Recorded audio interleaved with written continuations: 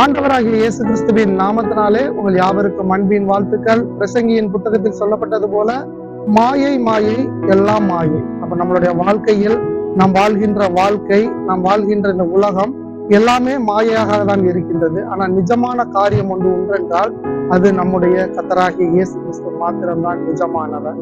அவருடைய அன்பு மாத்திரம்தான் நிஜமானது. ஏனென்றால் இந்த பூமியில் உள்ள மனிதர்கள் அநேகர் மாயையான அன்பை நம்மளிடத்தில் வெளிப்படுத்துகின்றனர்.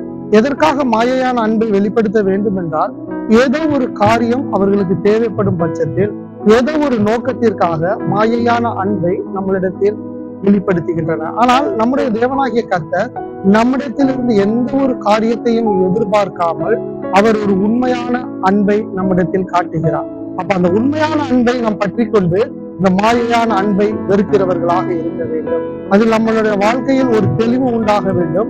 மாயையான இந்த உலகத்தில் மாயையான அன்பை பிடித்துக் கொள்ளாதபடி உண்மையான அன்பை பிடித்துக் கொள்கிறவர்களாக இருக்க வேண்டும். கர்த்தர் தாமே உங்களை ஆசீர்வதிப்பாராக.